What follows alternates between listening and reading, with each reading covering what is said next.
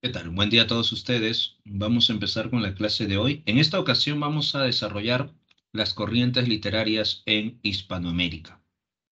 Como bien lo habíamos mencionado las clases pasadas, estamos hablando sobre las corrientes literarias. Habíamos mencionado ya las corrientes europeas, luego nos centrábamos en España, ¿no? Y ahora vamos a Hispanoamérica y mencionar un poco toda esta producción literaria desde la época antigua hasta la literatura contemporánea. ¿Qué tal? Buen día a todos ustedes. Buen día, Carol. Buen día, Alexandra. Buen día, Brenda. Buen día, Alejandra. Buen día, Margot. Buen día, Xiomara. Buen día, Fabiana. Buen día, Almendra, Casey, Harold, Ángela, Ceci, Patricia. Buen día a todos ustedes. Buen día a todos. Así que empezamos. Vamos a desarrollar, como les decía, las corrientes literarias en Hispanoamérica y luego, después de ver este panorama de todas las corrientes literarias hispanoamericanas, hablaremos sobre el modernismo, ¿no? Después de mencionar todas estas corrientes, hablaremos sobre el modernismo, que es una etapa muy importante en Hispanoamérica.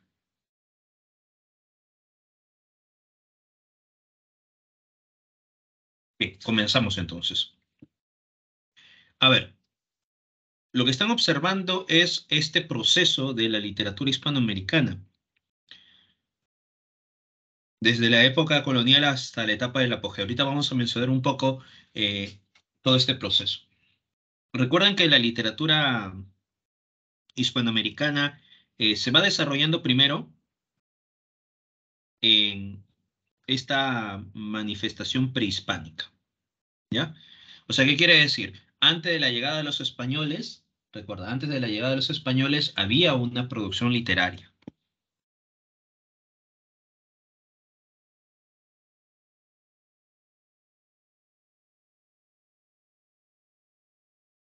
¿ya? Recuerda eso, ¿no? Antes de la llegada de los españoles había una producción literaria.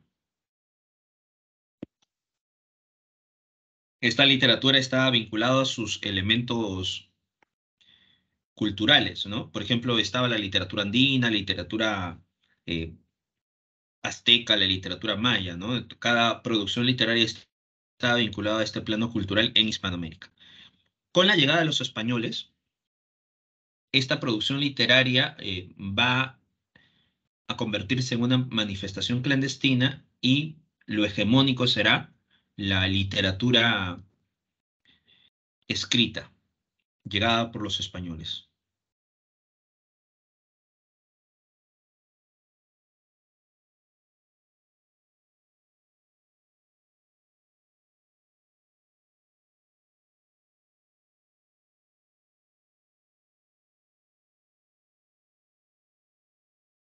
Así que aparecerá esta producción literaria que proviene de España y se desarrolla la etapa colonial. Por acá nos mencionan, Jonathan, sí, en el caso de los mitos, las leyendas, todas estas producciones se van a desarrollar dentro de la literatura prehispánica. Ahora, con relación a dioses y hombres de Huarochirí, esto va a ser una producción que se va a recopilar en la época colonial, en la etapa colonial. Ujú. Esta es una recopilación que está presente en la etapa colonial. Pero los mitos, las leyendas que se muestran en este libro, porque es una recopilación, ¿no? de muchos relatos, pertenecen a la literatura prehispánica, ¿no? Así que muchos relatos, muchos libros sobre mitología que se desarrollarán en la etapa colonial provienen, ¿no? de la etapa prehispánica. Lo que sucede es que en la etapa prehispánica muchas de estas producciones literarias provienen de la oralidad. No hay registro, ¿no? en la etapa prehispánica. Exacto, no es necesario la escritura para realizar una producción literaria. Por ejemplo, la Ilíada y la Odisea son dos obras que nacen de la oralidad. Son dos obras que nacen de la oralidad. Pero ¿qué sucede? Sucede que la Ilíada y la Odisea llegan a nuestro tiempo gracias a qué? Gracias a que en un momento determinado van a pasar de la oralidad a la escritura. Y por ello, nosotros vamos a poder tener el registro de estas dos grandes epopeyas homéricas de la literatura antigua, ¿no? Hay muchas epopeyas que se perdieron a lo largo del tiempo, ¿no? Lo mismo pasa con el Mío Cid. El Mío Cid es una obra de la literatura oral, pero llega un momento que pasará de la oralidad a la escritura y gracias a ello esta obra podrá registrarse y perdurar, ¿no? En el tiempo.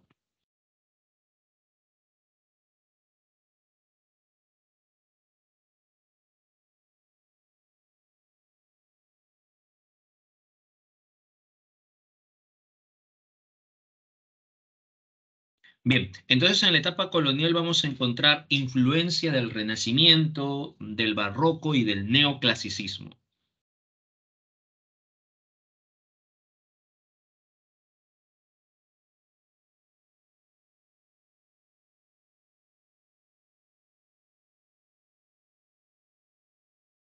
Entonces recuerden, en la etapa colonial vamos a tener la influencia del Renacimiento, la influencia del Barroco y también del Neoclasicismo.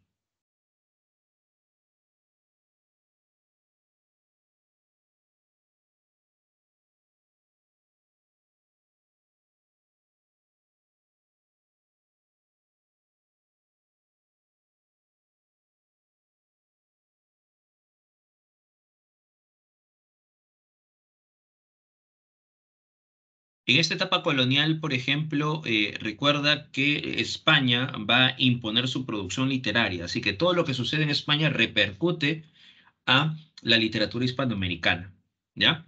Por eso que hay influencia renacentista, barroca y neoclásica. Finalizando ya esta etapa colonial, vamos a encontrar un quiebre al pensamiento colonial producto de la influencia de la Ilustración.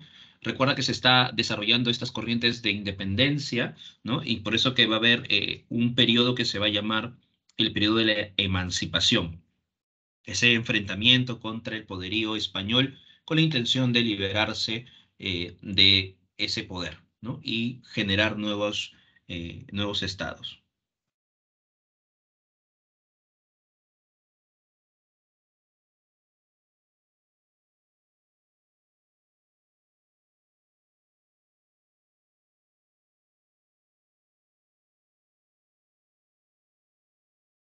Luego de esta literatura colonial se desarrollará el romanticismo.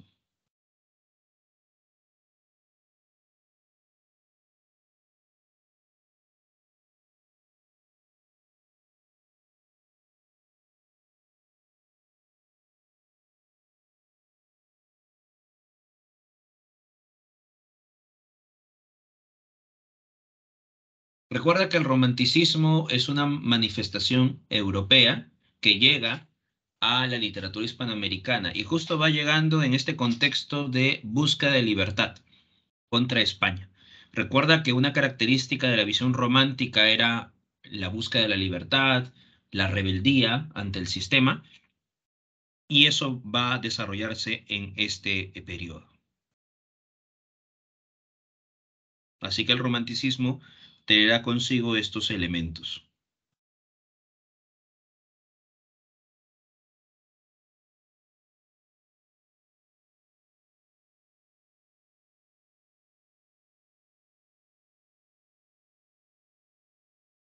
La postura romántica en Europa como en Hispanoamérica va a tener estas mismas características, ¿no?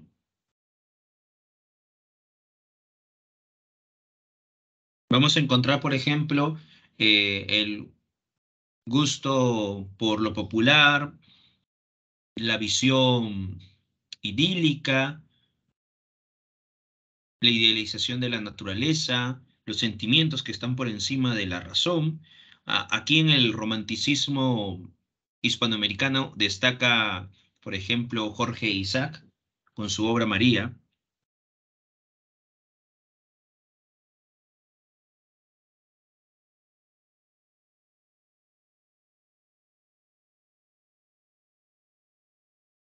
Luego de la visión del romanticismo en Hispanoamérica, se desarrollará el realismo. Ahora, en el caso del realismo, el realismo hispanoamericano no va a ser tan relevante y eso se da porque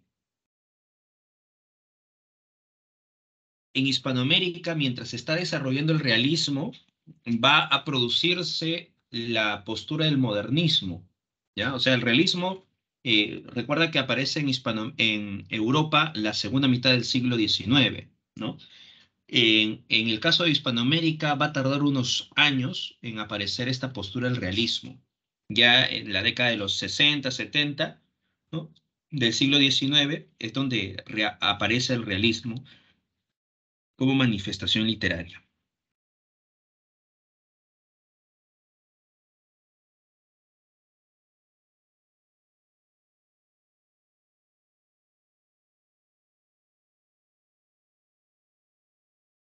Así que el realismo va a desarrollar estas características al igual que Europa.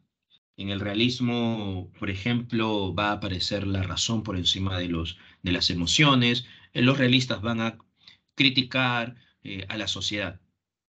En el caso peruano sí va a ser muy distinto. ¿Por qué? Porque en el caso peruano el realismo va a ser fundamental.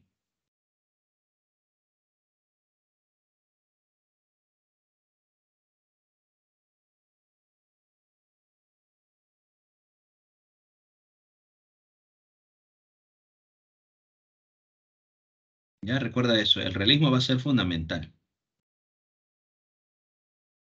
en el caso peruano, ¿no? Producto de esta crisis que está viviendo el Perú después de la Guerra del Pacífico. De todas formas, la siguiente semana vamos a hablar sobre el realismo, bueno, sobre la literatura peruana, ¿no? Y ahí vamos a explicar un poquito más, ¿no? Esta propuesta literaria.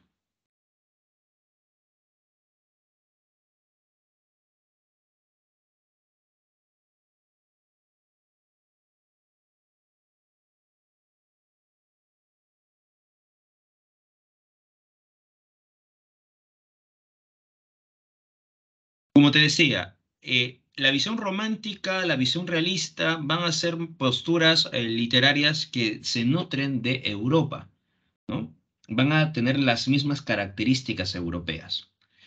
Pero cuando llega el modernismo, y el modernismo se desarrolla a fines del siglo XIX, específicamente 1888, se publica la obra Azul de Rubén Darío, dando inicio oficial al modernismo.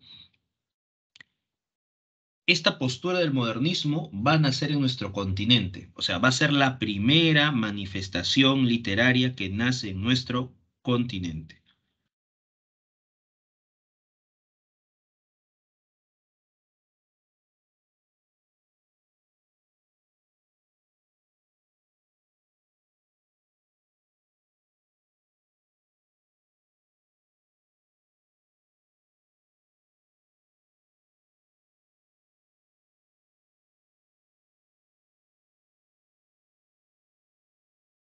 El modernismo va a traer algunas nociones muy importantes. Por ejemplo, los autores modernistas van a buscar nuevas manifestaciones, ya no se van a nutrir de España, ¿no? Romperán entonces con esta visión de acercamiento al español. Así que el modernismo traerá consigo la visión exótica, la musicalidad, entre otras características que veremos en algunos momentos. Entonces recuerda, el modernismo, fines del siglo XIX hasta inicio del siglo XX, o sea, hasta la primera década del siglo XX. Luego del modernismo va a aparecer el posmodernismo.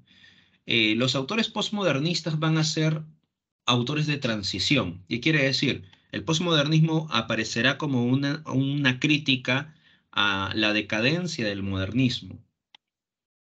Y los autores del posmodernismo, por ejemplo, ya no van a utilizar el exotismo y ya no van a utilizar un lenguaje erudito, un lenguaje refinado, sino un lenguaje más simple, un lenguaje vinculado a lo cotidiano. Y el posmodernismo va a ser un tránsito a la llegada de la vanguardia. El posmodernismo aparece en las primeras décadas del siglo XX.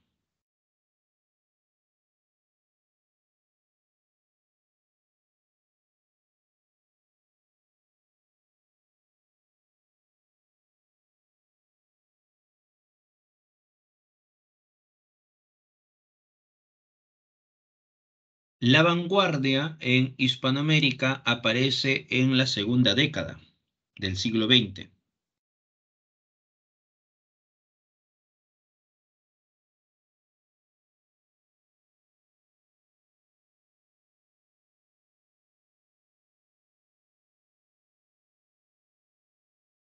Así que recuerda que la vanguardia se va a nutrir de todos los lineamientos vanguardistas europeos. Aparece esta influencia de todos los ismos de vanguardia en este continente, ¿no? Entonces la vanguardia, recuerda que rompe con la tradición y la vanguardia va a buscar nuevas herramientas. Lo mismo va a suceder en Hispanoamérica, ¿no? Rompe con toda la tradición y empieza a buscar una experimentación del lenguaje.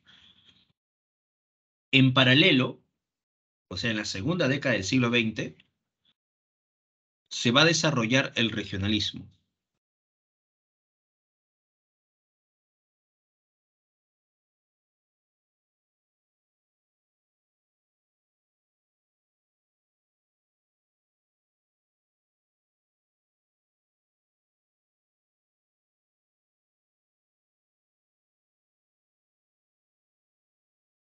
El regionalismo, segunda década del siglo XX. Y el regionalismo va a ser un movimiento también hispanoamericano que solamente se va a centrar en los problemas de la provincia.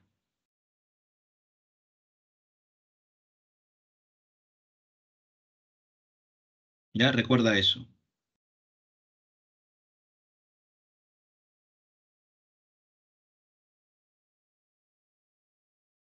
El regionalismo va a ser un movimiento que aparece en nuestro continente y busca mostrar los problemas que está sucediendo en las provincias. Así que en el regionalismo se habla sobre el campesino, sobre el charro, sobre el gaucho, sobre el llanero, ¿no? Son las representaciones de las provincias en Hispanoamérica.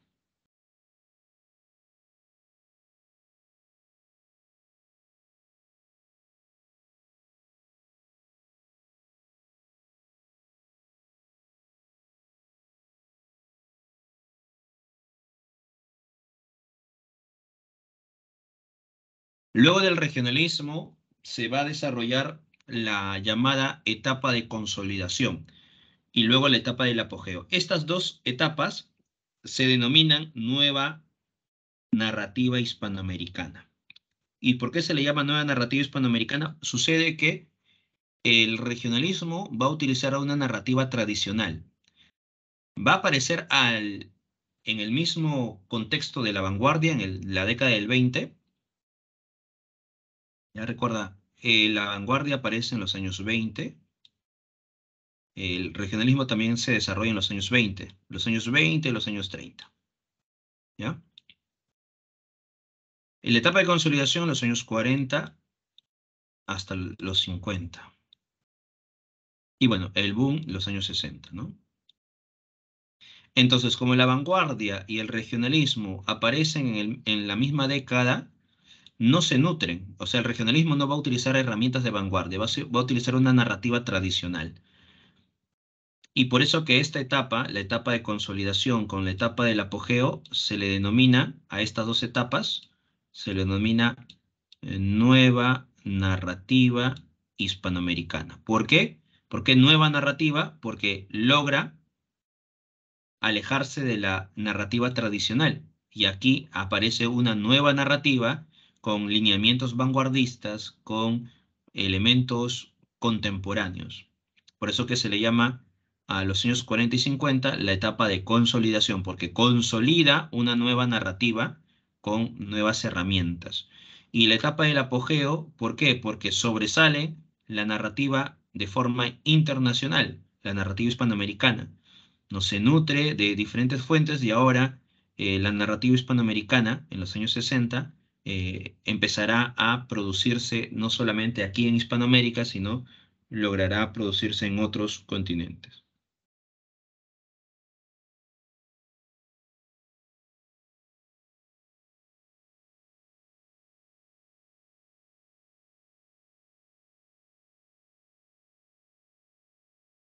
Entonces recuerda, la llamada nueva narrativa hispanoamericana comprende estas dos grandes etapas, ¿no? Y la etapa del apogeo es llamado el boom narrativo, donde aparecen grandes autores como Mario Vargas Llosa, Julio Cortázar, Carlos Fuentes, entre otros.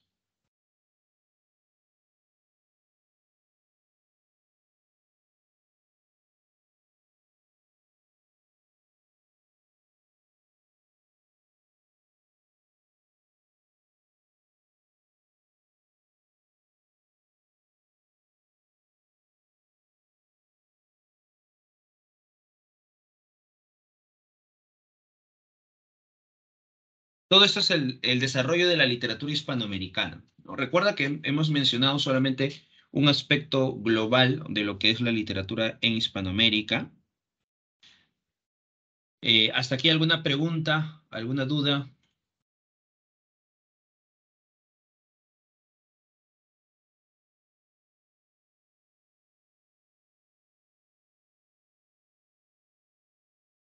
¿Dudas o preguntas?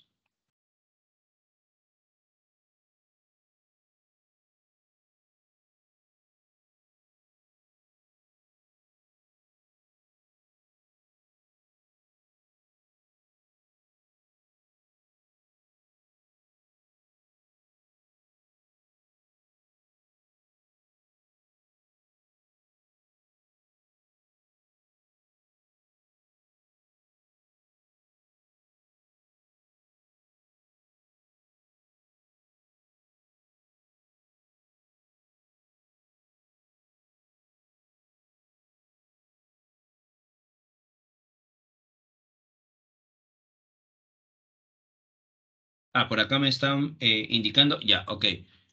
El posmodernismo, ya. A ver, con relación al posmodernismo, es una manifestación en transición.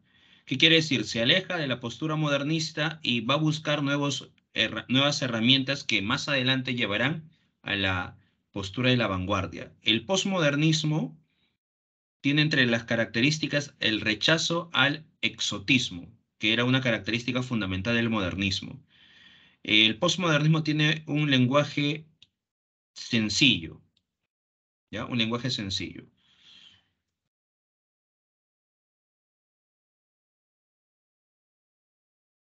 Vamos a ponerlo, si no, debajo de esto. Recuerden entonces, el posmodernismo va a tener un lenguaje sencillo,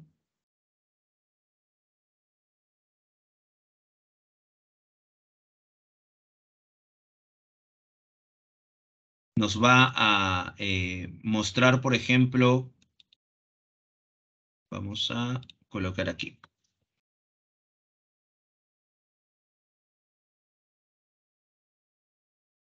¿ya? Un lenguaje sencillo. Ahí está.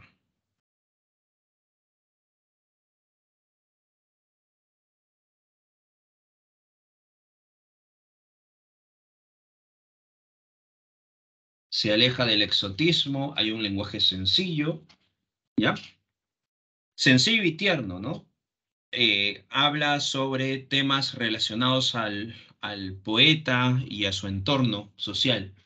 Ya no van a utilizar un lenguaje exorbitante o un lenguaje exquisito, ¿no? Esas son algunas características del posmodernismo. Siguen todavía con esa visión cosmopolita,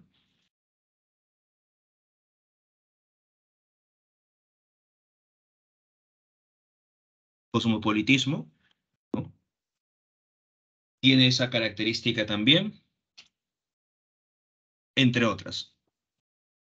Y luego por acá nos mencionan, y las características de la vanguardia. A ver.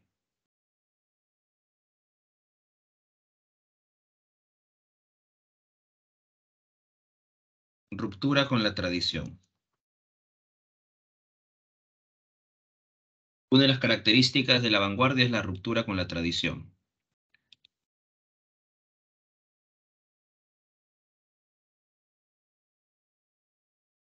La búsqueda de nuevas herramientas.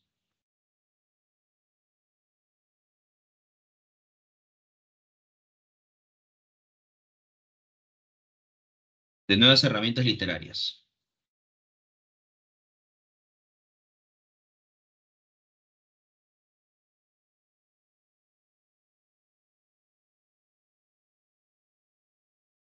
Hay una experimentación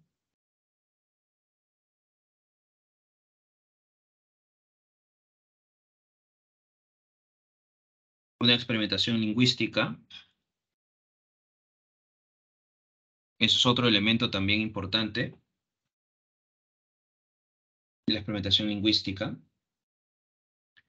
O sea, hay una ruptura con la tradición, ya no se desarrolla una propuesta lineal y cronológica, se busca poner otros elementos como la ruptura del tiempo, la fragmentación del discurso, ¿no? El verso libre, entre otros. Esas nuevas herramientas literarias pueden venir de Europa, ¿no? Por ejemplo, el flashback, el monólogo interior, y la experimentación lingüística va a buscar romper con el lenguaje tradicional. Eso es en el caso de la vanguardia.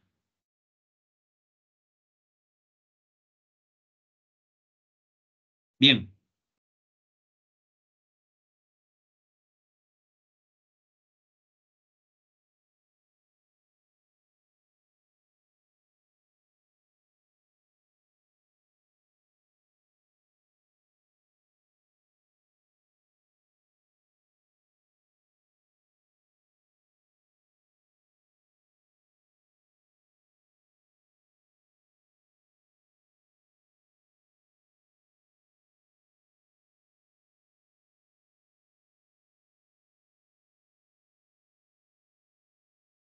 ¿alguna otra pregunta, duda?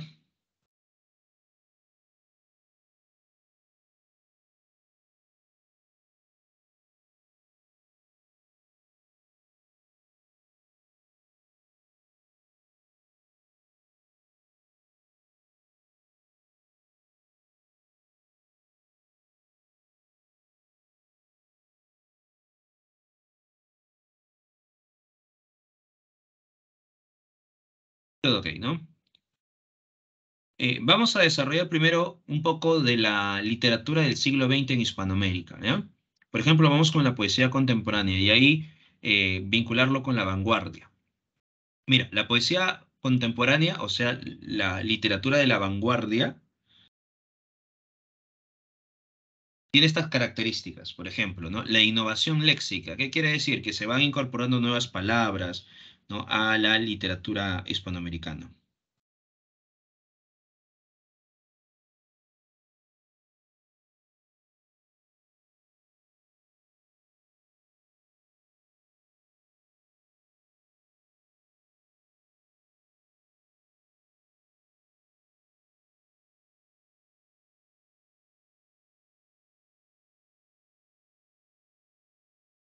Hay una influencia de vanguardia, en específico, eh, la poesía contemporánea en Hispanoamérica se va a influenciar del surrealismo. Recuerda que el surrealismo es un ismo de vanguardia europea que buscaba mostrarnos los elementos del sueño, del inconsciente, lo onírico.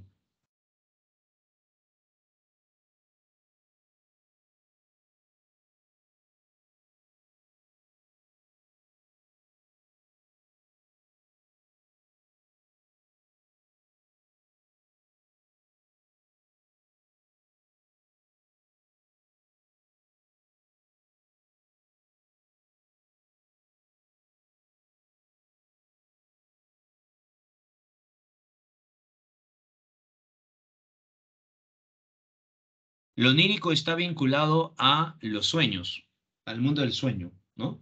Por eso que el surrealismo tiene esa característica, ¿no? Nos muestra los elementos oníricos, o sea, vinculado a los sueños.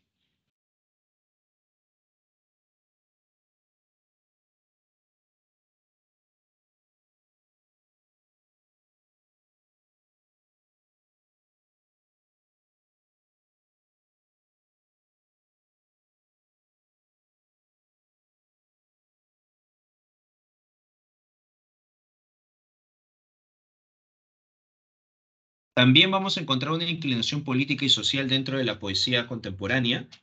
Muchos poetas van a cuestionar los regímenes dictatoriales, van a cuestionar de pronto esta concepción de la política, ¿no? Entonces, en producto de ello, muchos poetas van a ser encarcelados o van a tener que huir de sus países, ¿no?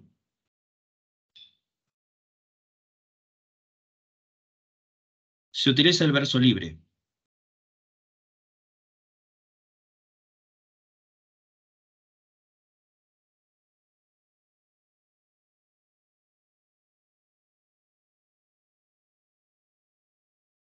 Y bueno, la experimentación lingüística, lo que habíamos mencionado hace poco, ¿no? Se busca romper con el lenguaje.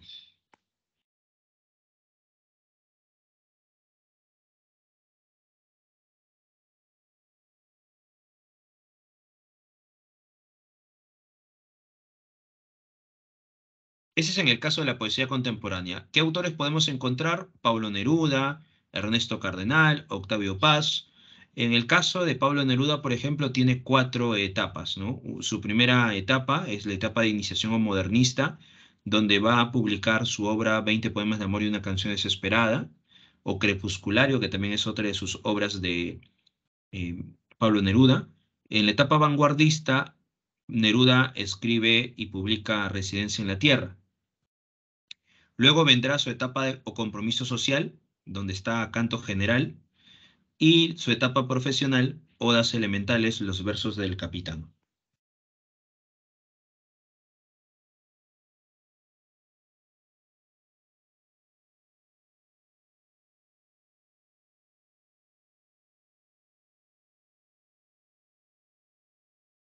Esto con relación a la poesía de esta etapa, la etapa contemporánea, ¿no?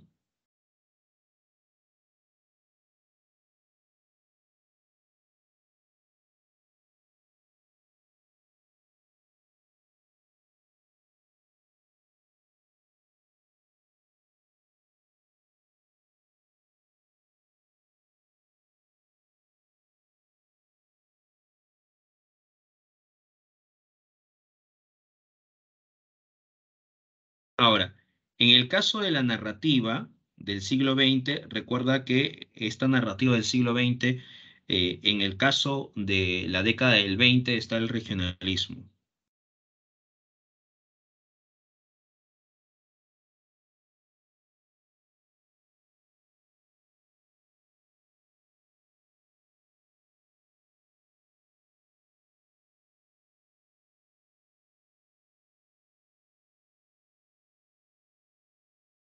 El regionalismo recuerda que buscará mostrarnos la problemática de las provincias, los problemas, por ejemplo, de la tierra, el enfrentamiento de la llamada civilización y barbarie, el hombre versus la naturaleza. El regionalismo es considerado una narrativa tradicional porque utiliza un narrador omnisciente, una narración lineal y cronológica. Por eso que no está influenciado por herramientas de vanguardia. ¿Ya? Dentro del regionalismo podemos encontrar a autores como Ricardo Giraldes, Rómulo Gallegos, Eustacio Rivera, Jorge Icaza o Ciro Alegría. Máximo exponente del regionalismo es Rómulo Gallegos.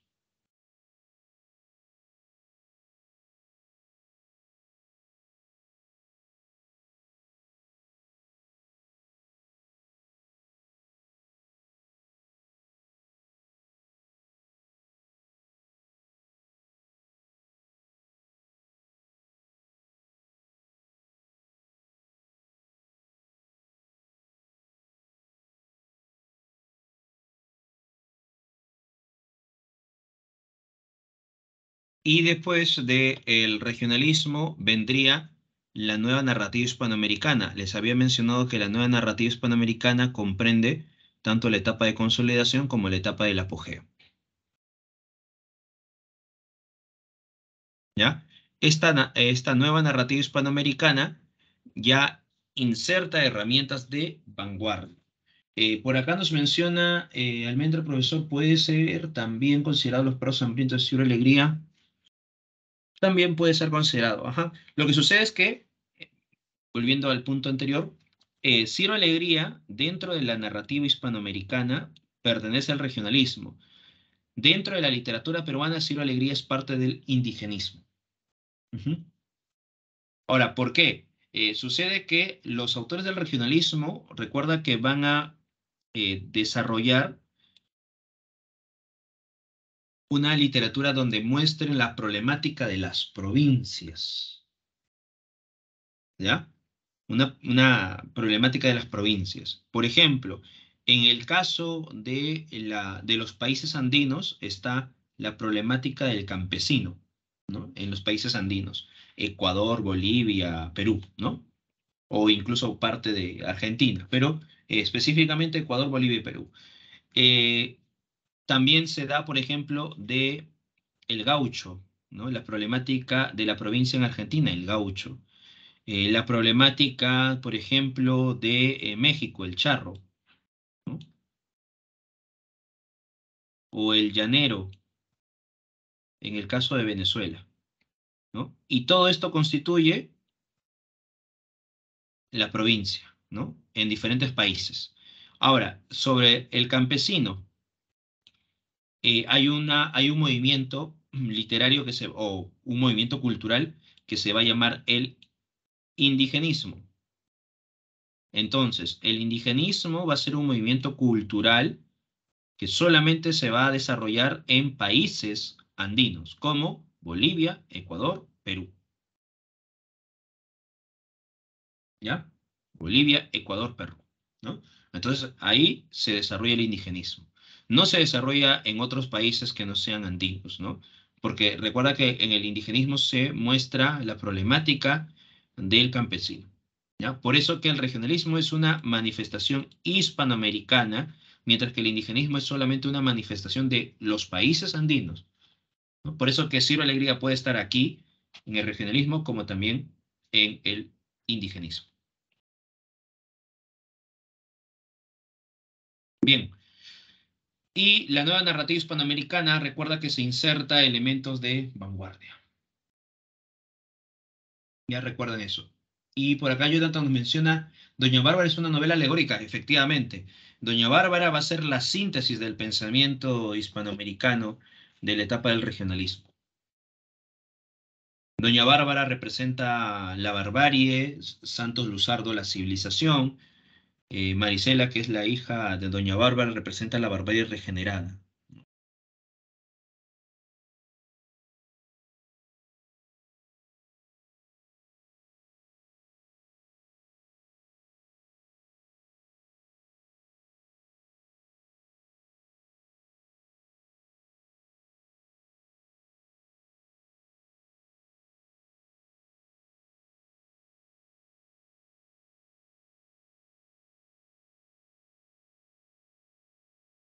Muy bien. Entonces, en la nueva narrativa hispanoamericana, etapa de consolidación, etapa del apogeo. La etapa del apogeo se denomina boom narrativo, y el boom narrativo está en este contexto, la revolución cubana, la modernización de los países latinoamericanos, ¿no? En la presencia de dictaduras militares también. Recuerda que en la nueva narrativa hispanoamericana, autores de la etapa de consolidación, Miguel Ángel Asturias, Borges, Rulfo, Ribeiro, Alejo Carpentier. En la etapa del apogeo, Cortázar, Carlos Fuentes, García Márquez, Mario Vargas Llosa.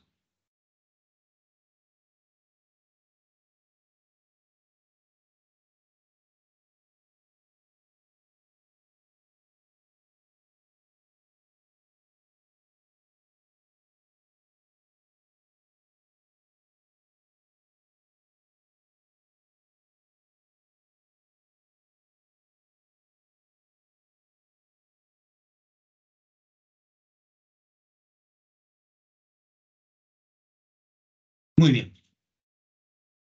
¿Alguna pregunta, alguna duda hasta aquí?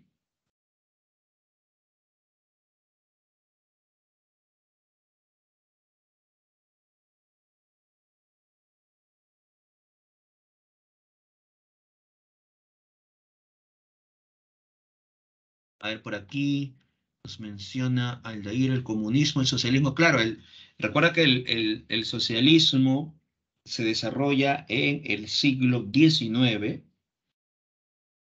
está en el contexto del realismo, el socialismo, Los autores del realismo se nutren del socialismo, también se nutren del positivismo, ¿no? Eso lo mencionamos en la clase de la literatura europea, ¿no? Y el comunismo también se va a manifestar en Europa como en Hispanoamérica. Recuerda que el fascismo en España va a matar a muchos comunistas, ¿no? Y recuerda también la muerte de García Lorca, ¿no? Por el fascismo. Muchos autores en Hispanoamérica van a nutrirse del comunismo. Por ejemplo, está Pablo Neruda, César Vallejo.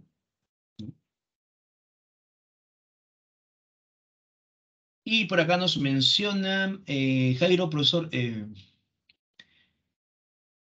No, Jairo, eso no. Lo que sucede es que de pronto las tiras cómicas no es parte de la literatura, las tiras cómicas, ¿no? Al igual que el cómic o el anime, no es parte, ¿no? De la literatura, ¿no? El manga, el anime, el cómic, ¿no? El cine, ¿no? No es parte de la literatura. Podrían nutrirse de, pero no es parte, ¿no? Y ya es un subgénero. Ujú. Y por acá nos menciona Jonathan lo real maravilloso. Ah, aquí, el realismo mágico y lo real maravilloso son dos conceptos que aparecen en este periodo de los años 40 y 50. Estos dos conceptos buscan mostrar a Hispanoamérica desde otra perspectiva. ¿Qué quiere decir? Intentan darle unas herramientas a la literatura hispanoamericana para poder definirlas y poder desarrollarlas sin los parámetros europeos. Lo real maravilloso y el realismo mágico son estas propuestas literarias que insertan herramientas o elementos culturales hispanoamericanos con nociones de la modernidad. Por eso que uno de los máximos exponentes del realismo mágico en la etapa del apogeo será García Márquez, ¿no? Y en el caso del realismo, de lo real maravilloso, Alejo Carpentier, en su obra El reino de este mundo, habla sobre esa noción. Los autores se dan cuenta que hablar sobre Hispanoamérica desde los parámetros europeos no podrían darse, porque los europeos tienen otra visión, tienen otros parámetros, otras nociones. Y si uno utiliza esos parámetros europeos, entonces estaría degenerando o degradando un poco la literatura hispanoamericana, ¿no? Por eso que el realismo mágico y lo real maravilloso intentan darle herramientas a la literatura hispanoamericana para solventar sus propios elementos o definiciones. Así que recuerden, realismo mágico y lo real maravilloso, dos propuestas, ¿ya? Dos propuestas teóricas. ¿Cómo es esto, profesor? ¿Cómo propuestas teóricas? A ver, por ejemplo, ¿no? Cien años de soledad es una novela del realismo mágico. Si no existiera estas nociones realismo mágico o el real maravilloso, Cien años de soledad estaría tildado como de fantasía, ¿no? O eh, una novela fantástica, ¿no? Por ejemplo, ¿no? Entonces ahí estamos dando cuenta que estaría vinculado a una tradición europea, ¿no? O, por ejemplo, Pedro Páramo de Juan Rulfo. Uno lee el argumento de Pedro Páramo y entonces, es una novela de terror, ¿no? O una novela de fantasmas, profesor. Y ahí te das cuenta que una novela de fantasmas o una novela de terror, mencionar a Pedro Páramo no se daría, ¿no? Estaría transgiversando un poco la noción de la literatura hispanoamericana. Entonces, Juan Rulfo en Pedro Páramo utiliza el realismo mágico.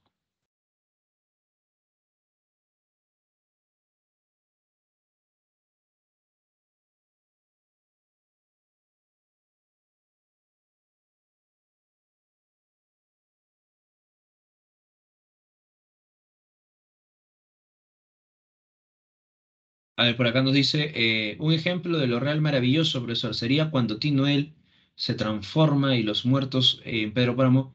Claro, podría ser. En el caso del reino de este mundo está la presencia de Tinoel. Ujú.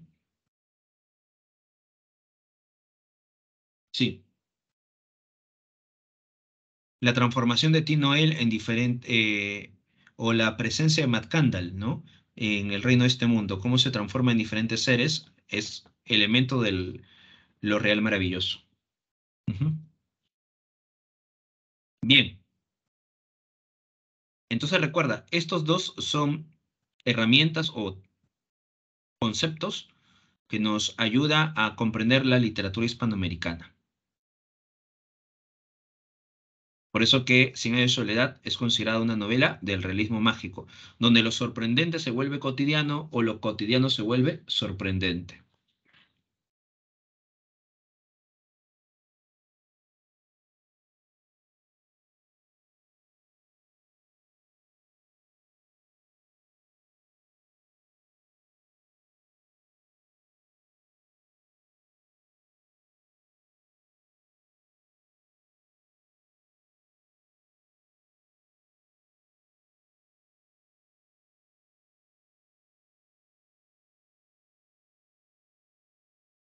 Ahora sí, vamos a hablar del modernismo. Habíamos mencionado que después de mencionar un poco esta evolución de la literatura hispanoamericana, nos centrábamos en el modernismo.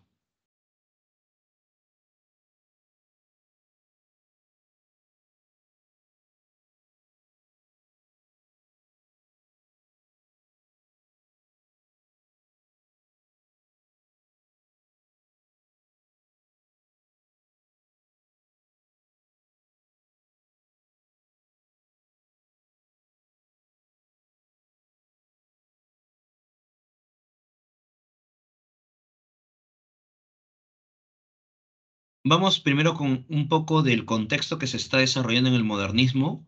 Sucede que para esta época del siglo XIX no hay mecenas, ¿no? No hay esas familias que en la época del Renacimiento albergaban los artistas, ¿no? Cuidaban o de pronto le daban en cierta medida algunos beneficios para que el artista solamente se centre en su producción artística, ¿no? En este periodo no hay eso. La sociedad se ha vuelto una sociedad de consumo, ¿no? La llamada sociedad burguesa, como que señalan los modernistas, que cuestiona este acto artístico. Entonces las obras de arte en este contexto se convierten o se transforman en mercancías, o sea, pierden su valor artístico y se convierten solamente en objetos. Los autores modernistas cuestionan eso, ¿no? Critican y cuestionan esta visión que se da a la obra de arte. Entonces, una obra artística no va a valer por su expresión artística en sí, sino va a valer por lo que cuesta, o sea, el aspecto monetario, ¿ya? Entonces ahí estamos viendo la degradación del arte, ¿no? Por eso que los modernistas cuestionan esa degradación del arte.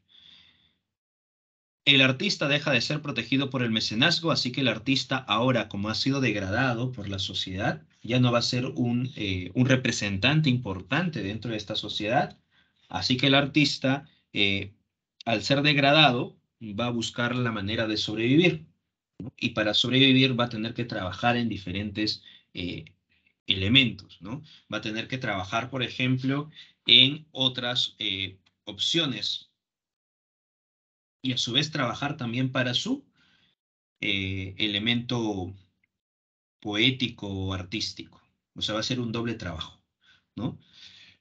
El artista se siente marginado en una sociedad dominada por el afán de lucro. Un artista, de pronto imaginemos, ¿no? Crea una obra, vamos a poner una obra X, ¿no? Y otro artista que otra obra, ¿no?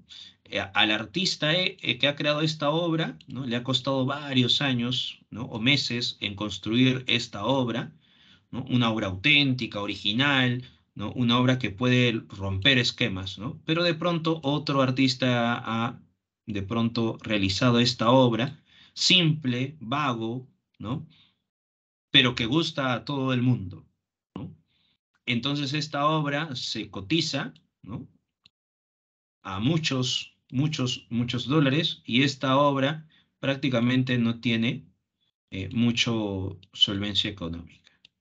Pero recuerden que esta obra X es una obra monumental en el plano artístico, mientras que esta obra Y es una obra que no tendría mucho éxito, ¿no? Pero económicamente sobresale. Entonces, ¿qué va a hacer la sociedad? La sociedad va a rendir pleitesías a esta obra y va a olvidarse de este otro elemento. Entonces, ¿qué sucede? El artista se siente marginado por una sociedad dominada por el afán de lucro. ¿Por qué? Porque la sociedad solamente ve lo monetario, lo que cuesta estas obras, ¿no? Me conviene entonces tener esta noción artística porque me va a dar sustento económico. En cambio, esta obra no. Así que el arte, ¿qué hace? Se degrada. ¿Y por qué se degrada? Porque el artista va a pensar, ¿no? Si yo me voy a dedicar en la producción artística, en una obra que me va a costar mucho tiempo y además no voy a tener ingresos económicos, entonces me conviene realizar una obra barata, una obra sin sentido, porque esta obra me va a dar un sustento económico. Entonces el arte se degrada y aparecen los llamados pseudo artistas. Los pseudo artistas son aquellos que solamente crean supuestas obras artísticas para el consumo, y opacan a los verdaderos artistas.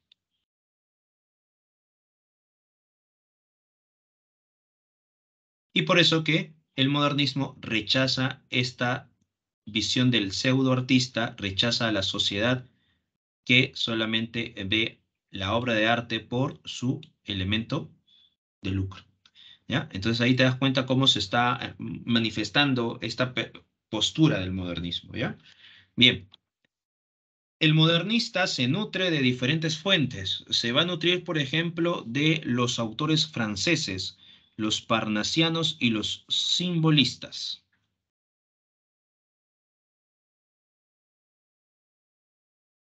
Así que a través de los parnasianos,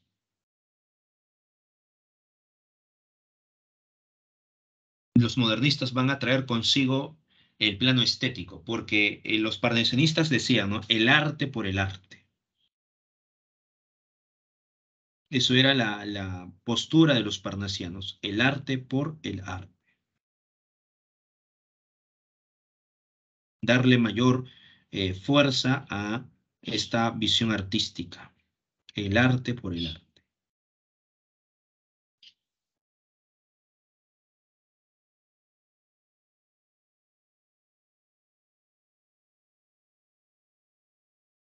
Y los simbolistas, ellos hablaban sobre la poesía sensorial, la poesía sensitiva, la poesía sensorial.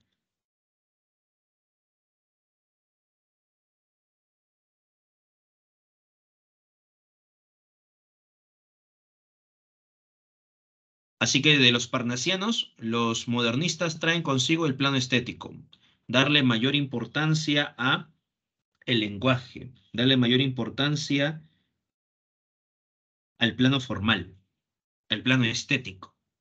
Por eso que utilizan un lenguaje refinado, lleno de palabras rebuscadas, palabras que están en el diccionario, ¿no? Palabras cultas.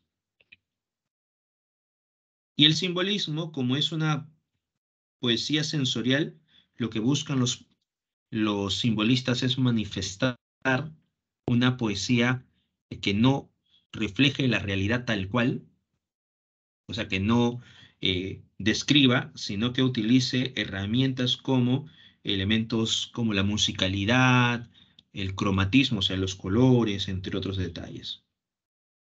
Una poesía sensorial y sensitiva.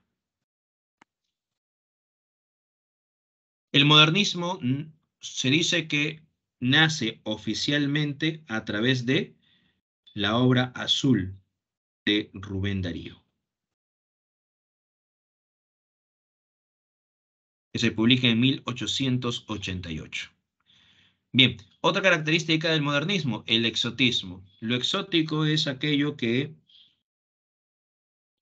es lejano, el gusto por lo lejano.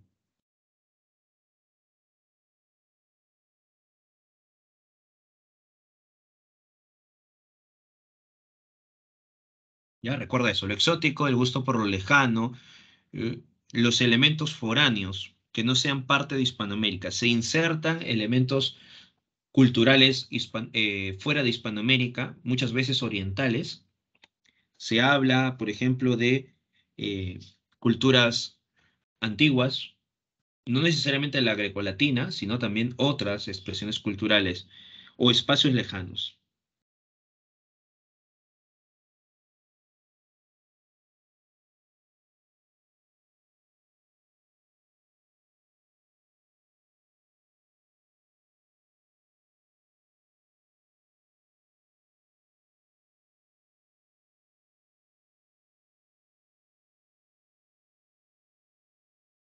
El hispanoamericanismo.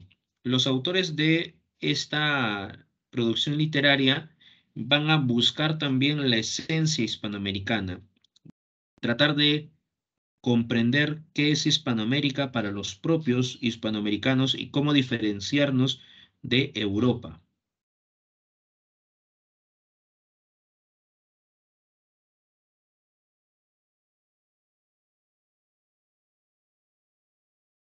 Ese es el hispanoamericanismo.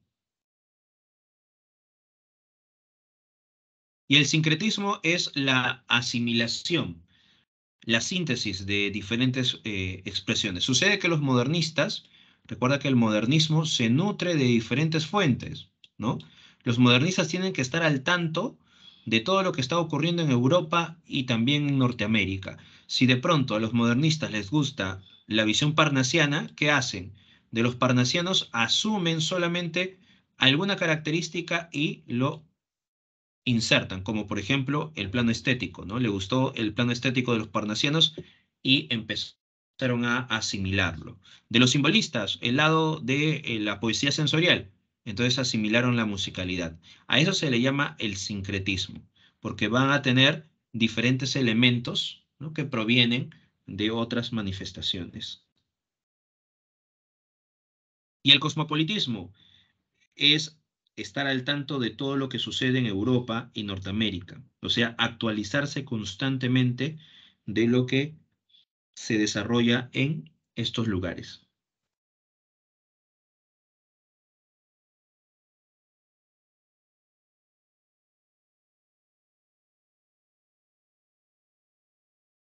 Ese es el cosmopolitismo. A ver, hasta aquí, ¿alguna pregunta, alguna duda?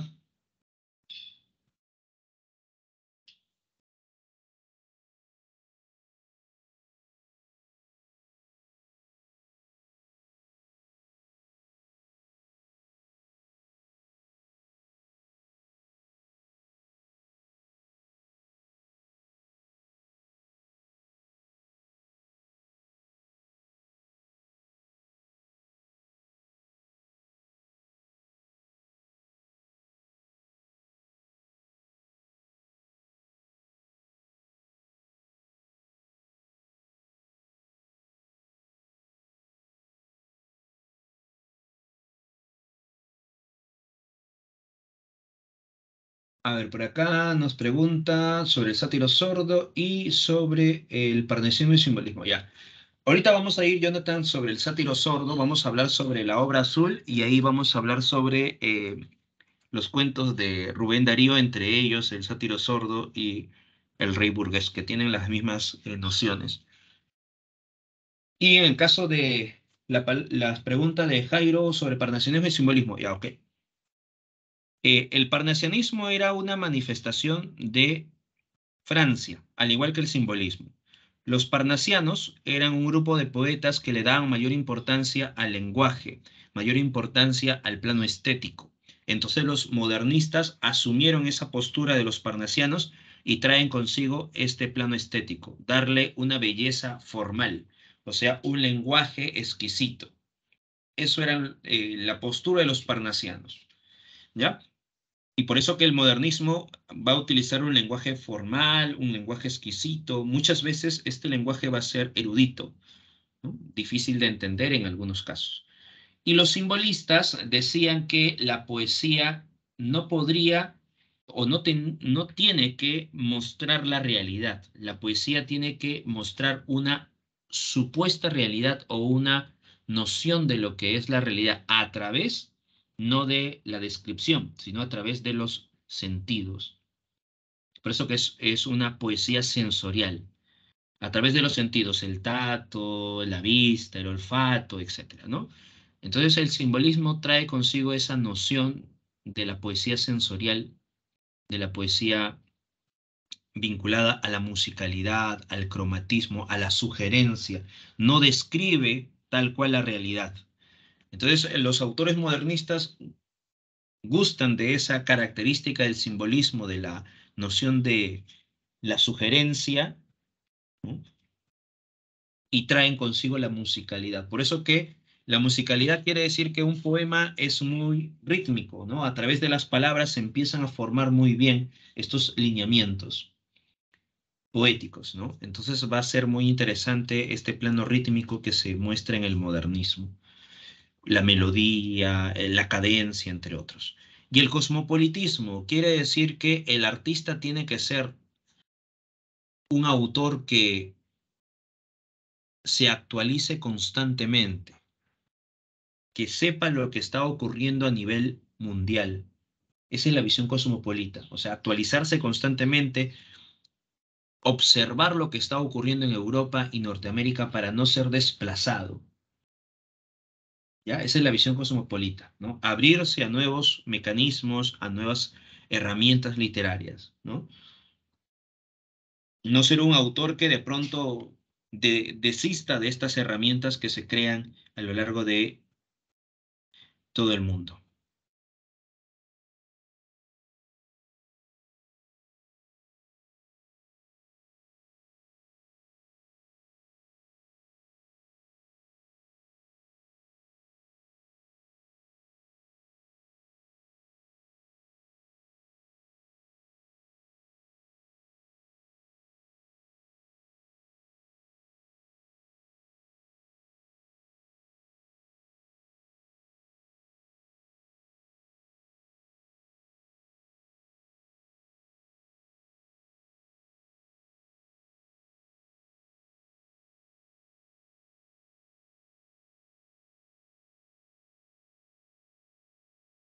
Bien, entonces el cosmopolitismo es ese elemento, ¿no?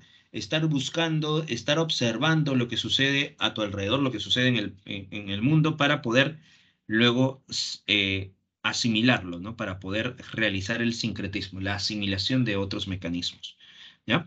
Eso serían entonces las características del modernismo. Espero que se haya entendido ahora sí sobre la visión del parnasianismo y el simbolismo y sobre el cosmopolitismo también.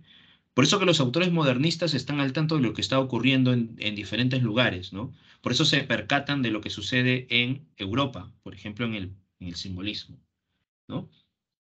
¿Ya? Entonces, la visión cosmopolita es que el autor esté al tanto de lo que ocurre en Europa y Norteamérica, actualizarse constantemente, no estar relegado, ¿no?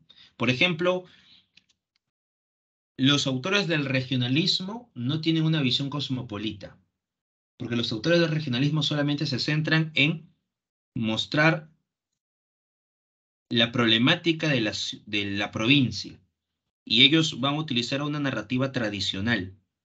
Entonces, ¿ellos tienen una visión cosmopolita? No. ¿Por qué? Porque estos autores no se han modernizado, o sea, no se han actualizado. En esa época ya se está desarrollando la vanguardia y los autores del regionalismo no van a utilizar herramientas de vanguardia. Por eso que no tienen una mirada cosmopolita, porque no van a utilizar herramientas que se están desarrollando en ese momento. No asimilan, de pronto no utilizan herramientas de vanguardia, entonces ellos no van a tener esa mirada cosmopolita.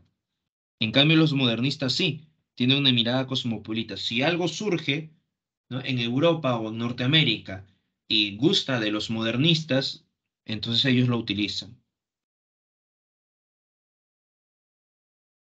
¿Ya? Esa es la visión del cosmopolitismo.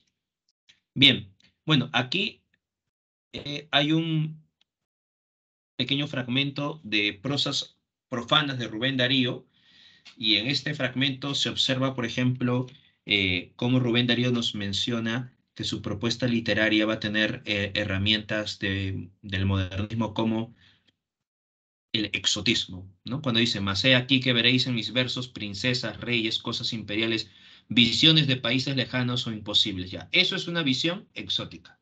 O sea, su poesía va a ser exótica, dice, ¿no? Luego por acá dice la cuestión métrica y el ritmo, ¿no? Ahí habla sobre el plano musical. Aquí habla sobre el sincretismo, cómo va a asimilar a diferentes autores, no solamente españoles, sino también autores de otros continentes. Sucede que el modernismo intenta alejarse de España, porque recuerda que la poesía hispanoamericana ha sido una poesía que siempre ha imitado el modelo español, ¿no? O sea, siempre imitaban el modelo español porque era el modelo que prevalecía en Hispanoamérica. Pero con el modernismo se intenta alejarse de España y nutrirse de otras fuentes, de la francesa, de la italiana, de Inglaterra, de pronto, ¿no? Entre otros. O sea, el modernismo trata de nutrirse de diferentes fuentes, ¿ya? Bien, en el caso de Rubén Darío, para luego mencionar sobre el sátiro sordo, recuerda, en el caso de Rubén Darío, la obra azul da inicio oficialmente a el modernismo, se publica en 1888 y se publica en Chile. Rubén Darío, nicaragüense, viaja a Chile, ¿no? Es un diplomático y luego publicará su obra en ese año. ¿Ya? La obra azul consta de cuentos y poemas. En el caso de los poemas, destaca el Año Lírico, un conjunto de 4 poemas que combina la presencia de la naturaleza con el sentimiento amoroso. Eso nos da a decir que todavía prevalece elementos del romanticismo. ¿Ya? ¿Por qué? Tú dirás, profesor, pero ¿por qué hay una visión romántica? Recuerda, cuando se relaciona las emociones con elementos de la naturaleza, emoción y naturaleza, eso quiere decir una característica romántica. Quiere decir que la obra azul todavía tiene rezagos del romanticismo al momento de relacionar las emociones con la naturaleza. ¿Ya? Tiene rezagos del romanticismo. Bien, la obra azul, en el caso de los cuentos.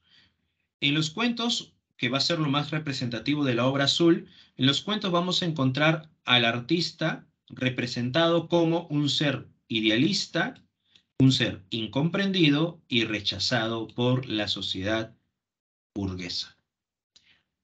Estas características de ver al artista idealista, incomprendido, rechazado, lo habíamos mencionado hace poco, como el modernista se sentía ante una sociedad de consumo, ¿no? Y también en los cuentos de la obra azul vamos a encontrar la subjetividad lírica, ¿no? ¿Por qué? Porque va a haber muchos elementos musicales, ¿no? Muchas figuras literarias que se van a utilizar. Ahora, dentro de la obra azul hay 2 cuentos muy importantes. Uno de ellos es el Rey Burgués y el otro es el Sátiro Sordo, ¿no? En el Rey Burgués se muestra de forma alegórica, al igual que el Sátiro Sordo, se muestra de forma alegórica cómo el artista está siendo marginado por la sociedad de consumo o la sociedad burguesa. En el Rey Burgués, por ejemplo, este rey ha coleccionado grandes cosas, es un coleccionista de muchas expresiones culturales, ya sean estatuas, joyas, ¿no? Cuadros, etcétera, y tiene una colección enorme en su gran patio. Así que el artista está llegando a este lugar, a este reino. El rey está un poco aburrido y necesita distraerse. El ministro, ¿no? Va, es que es como un mecenas, ¿no? Va y le dice al artista, ¿no? Al poeta, que vaya a la presencia del rey y realice su acto, ¿no? Para que el artista, al realizar este acto, el rey se sienta maravillado, etcétera, ¿no? Entonces el artista al fin cree que su obra va a tener un respaldo ante el rey, ¿no? Que supuestamente es una persona bien sabida, bien leída, etcétera. Así que el poeta se siente maravillado al estar ante el rey y empieza a realizar ¿no? su puesta literaria. Habla sobre la poesía, sobre el acto creativo, empieza a decir todas estas nociones y al rey le fastidia, le aburre, ¿no? Se siente ya molesto y el ministro le hace callar al artista, ¿no? Y el rey le dice, ¿qué es esa cosa, no? Y entonces el ministro dice, es el artista, no es el poeta. Y entonces le lanzan una cajita musical y le dicen, si quieres quedarte en este reino, si quieres comer, entonces cada vez que pase el rey, agarrarás esta cajita musical y le darás cuerda, para que así, cuando salga la melodía, el rey se sienta complacido y pueda seguir caminando. Ahí recibirás entonces tu comida, ¿no? Entonces el artista no sabe qué hacer, ¿no? No tiene dónde ir, tiene que alimentarse, recuerda que porque su acto creativo no le da de comer, ¿no? Ha sido rechazado por el rey, así que va a tener que trabajar de esa forma. Cada vez que pasaba el rey, el artista va a tener que agarrar su cajita, darle cuerda y, por tanto, el rey escuchaba esa melodía y se marchaba, ¿no? Y entonces le entregaban al artista un trozo de pan, ¿no? Para que pueda alimentarse. Pero va a pasar los días, los meses, y el rey no va a pasar por ese lugar. El artista va a padecer hambre, frío, pasan diferentes estaciones del año. Hasta que el rey, junto con el ministro, están caminando por toda esta gran sala, este gran patio donde guardaba sus grandes pertenencias, ¿no? Cuadros, eh, estatuas de diferentes pasajes de la historia, ¿no? Pero en toda esta maravilla, algo no cuadra. El rey dice, esa cosa que está ahí, ¿qué es? ¿No? Y entonces el ministro le dice, ¿no recuerda usted? Hace mucho tiempo hubo un artista que llegó, ese es. Y entonces el rey junto con el ministro van caminando y como el artista tenía poco poder para poder levantarse, no tenía poca fuerza, pero ve que viene el rey con el ministro, así que el artista agarra la cajita e intenta con su poca fuerza que tiene darle cuerda para que al fin pueda comer. Así que empieza a darle cuerda y cae rendido, ¿no? Ese es el rey burgués. Ahí te das cuenta que a través de este cuento, alegóricamente se está mostrando cómo el artista ha sido incomprendido, rechazado, ¿no? Burlado por esta sociedad de lucro.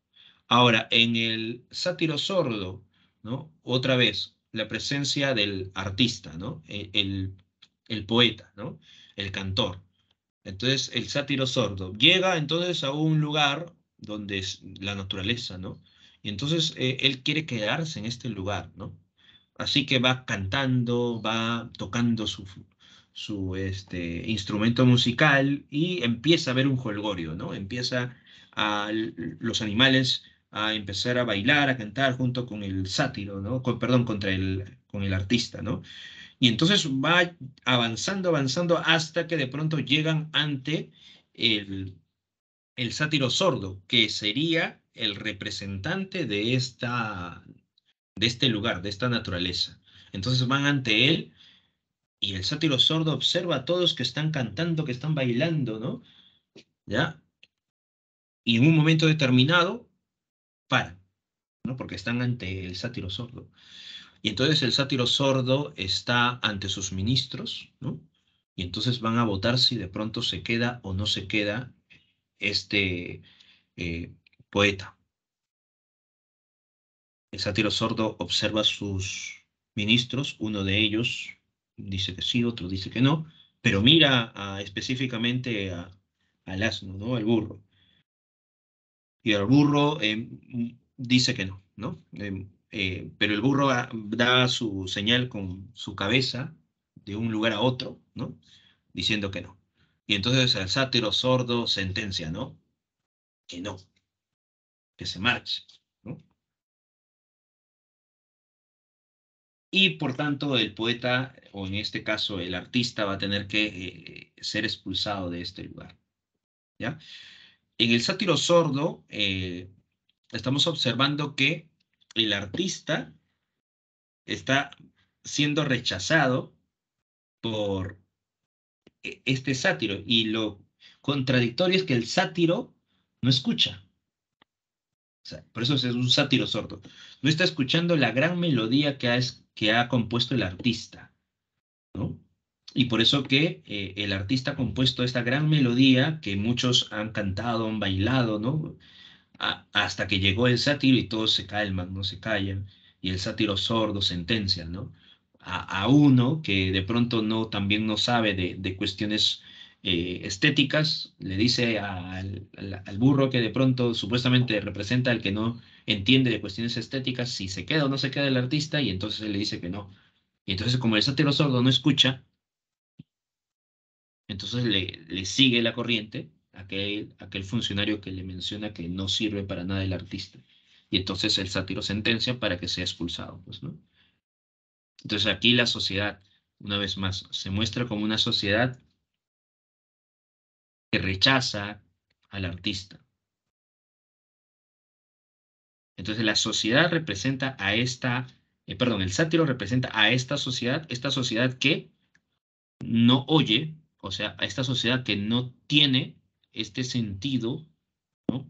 De apreciar el arte, y solamente tiene funcionarios que, al igual que el sátiro, no entienden de cuestiones artísticas.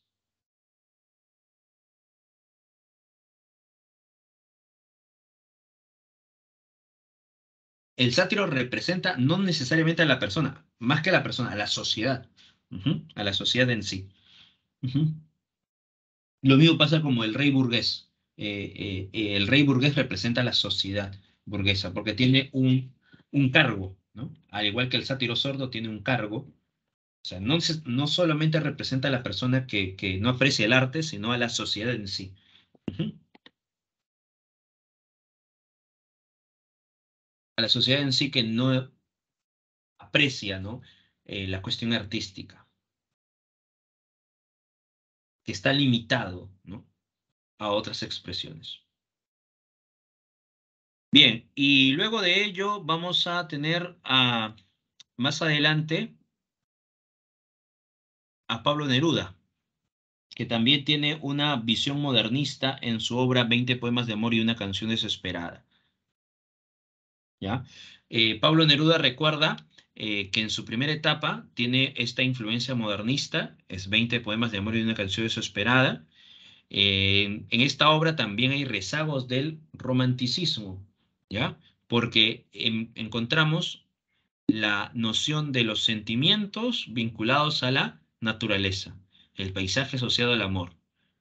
Este es un rezago de la visión romántica, por eso que hay presencia de elementos neorrománticos. Porque en la obra de Neruda también encontramos algunos elementos de vanguardia, el uso del verso libre, ¿ya? En 20 poemas de amor y una canción desesperada, en el poema 1 nos presenta a su amada, cuando dice cuerpo de mujer, blancas colinas, muslos blancos. Ya, eso es la representación de su amada a través de elementos de la naturaleza. La mujer como imagen de la naturaleza. Nos presenta a su amada, ¿no? Para luego señalarnos que su amada está muy lejos, ¿no? Que él cree que a pesar de la lejanía, ¿no? El amor todavía prevalece entre ambos, el amor asociado a la lejanía. Sin embargo, recuerdas que el poeta está triste, ¿no? Porque su amada se ha marchado, ¿no? Porque este amor supuestamente ha terminado, aunque él tiene esperanzas que van a poder volver. Por eso tiene esperanza que el amor no se acabe a pesar de la distancia. Por eso que él va a buscar la manera de expresar todo lo que siente su corazón a través de la naturaleza. Sin embargo, su amada no le va a contestar. Por eso que hay un fracaso de la comunicación. Me oyes desde lejos y mi voz no te toca. ¿Recuerdas esa frase, no? Me oyes desde lejos y mi voz no te toca.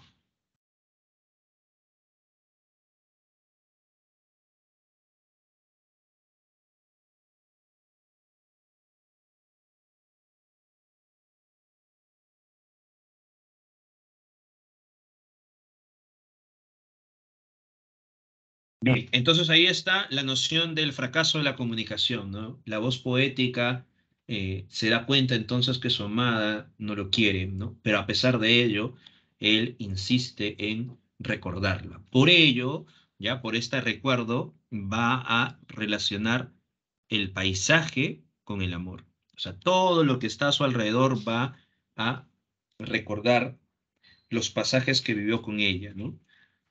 El momento donde ellos observaron el crepúsculo, ¿no? El lugar donde se dieron el primer beso, el momento donde ambos estaban caminando, ¿no? En las orillas, etcétera, etcétera. O sea, nos va a mostrar todos esos espacios donde él y ella, ¿no? Recordaban, ¿no? Este amor profundo.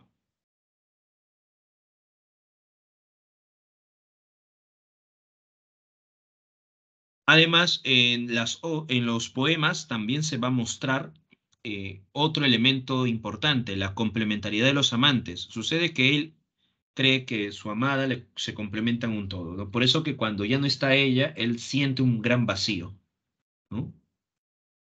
Hay un desequilibrio, ¿no? Y por eso que la voz poética va anunciando toda esa tortura, todos esos elementos que está sufriendo la voz poética.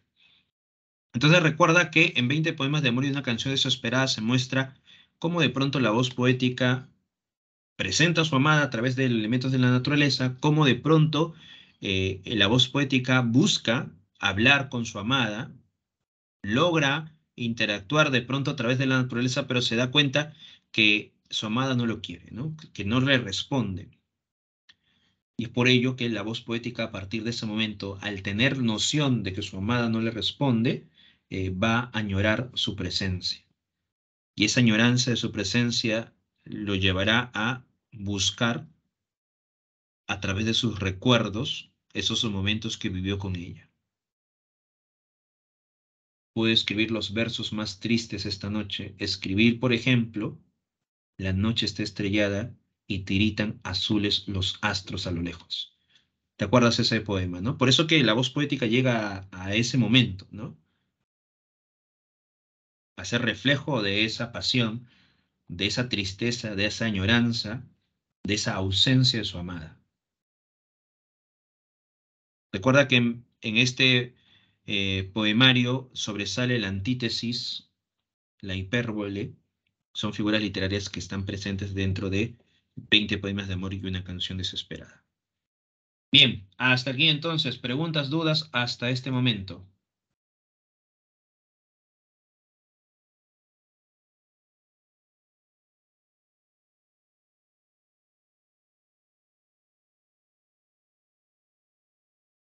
¿Por ahí alguna pregunta, alguna duda hasta este momento?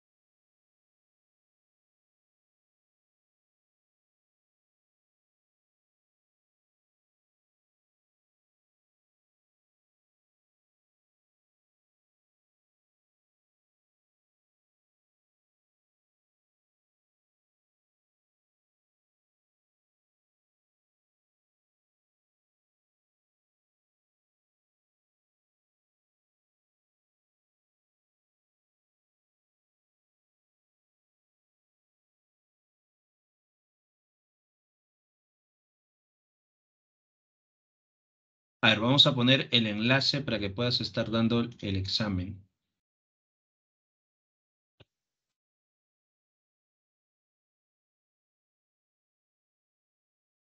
A ver, por aquí, todo ok, muy bien.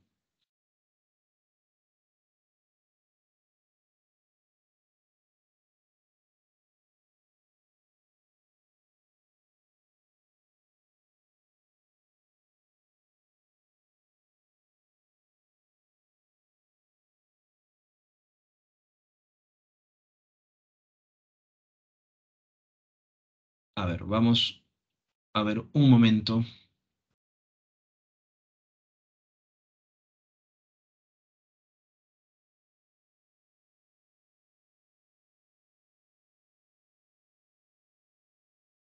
para poner el enlace para que puedan marcar las claves.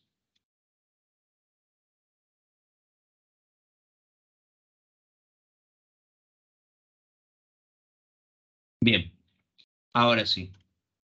Me avisan si ya pueden ingresar. A ver, les dejo el enlace.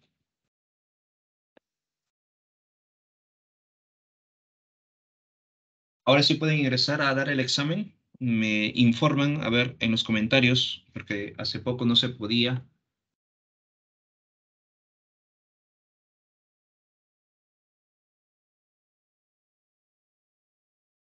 Sí, ahora sí se puede. Ok, muy bien. Sí, hace poco no se podía y era extraño. Ya se arregló. Ok.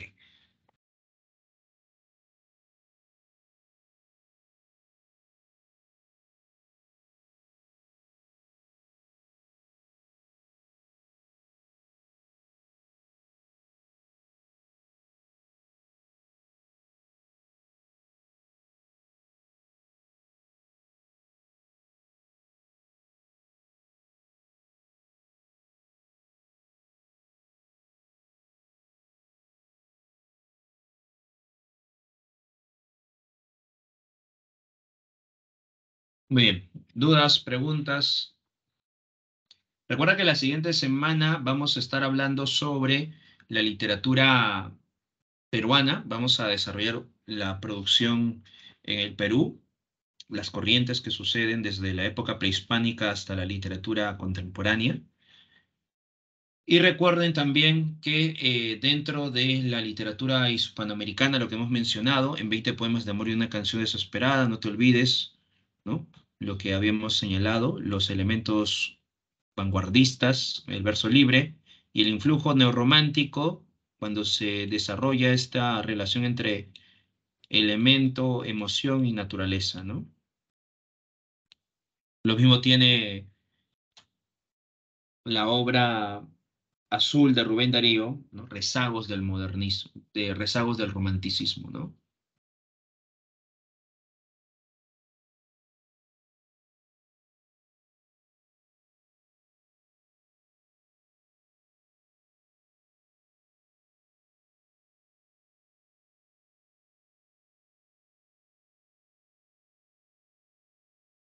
Bien, vamos a ver cómo van en el examen.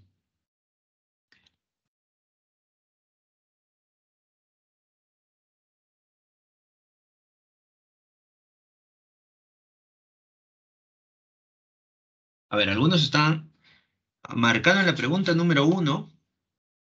Hasta ahora ninguno ha contestado correctamente. Dice, me gustas cuando callas y estás como distante. Y estás como quejándote mariposa en arrullo. Ahí hay metáfora, ¿no? Pero no está en los comentarios, en los enunciados la metáfora. Incluso también hay otra figura literaria que se llama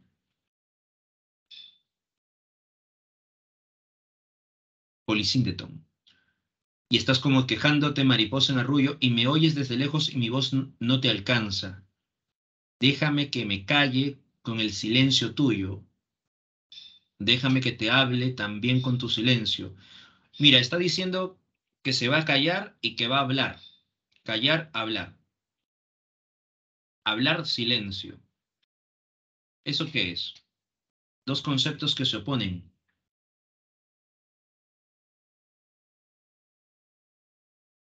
¿Recuerdas de la figura literaria que vimos hace algunas semanas? Aquella figura literaria donde se utilizan dos elementos, dos conceptos que se oponen uno con otro.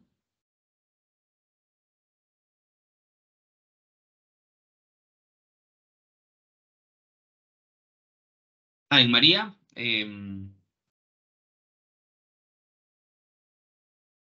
había una enfermedad, sí, sí, María tenía una enfermedad en la obra de Jorge Isaac, epilepsia.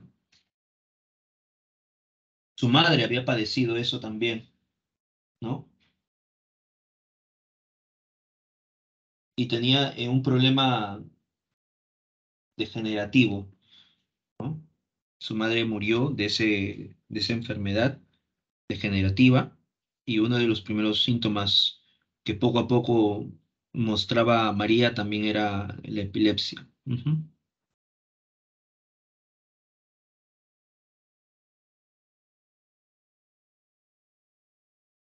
Y por eso que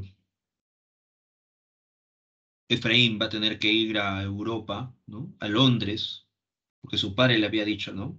Cuando retornes podrás casarte con ella, ¿no? Porque su padre se había opuesto, ¿no? Así que recibe una carta cuando Efraín está en Londres, ¿no? Recibe una carta, ven pronto, urgente, ¿no?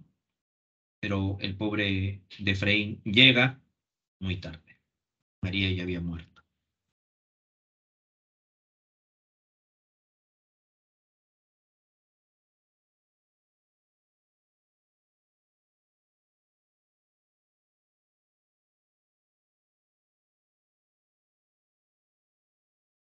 Muy bien. Recuerden que la siguiente semana vamos a hablar sobre las corrientes literarias en el Perú, ¿ya? Vamos a hablar desde la época prehispánica hasta la literatura contemporánea y vamos a mencionar algunos aspectos importantes de la época colonial. Muy bien, nos vemos entonces hasta la siguiente semana. Cuídense. Buen día para todos ustedes. Buen fin de semana también para todos ustedes.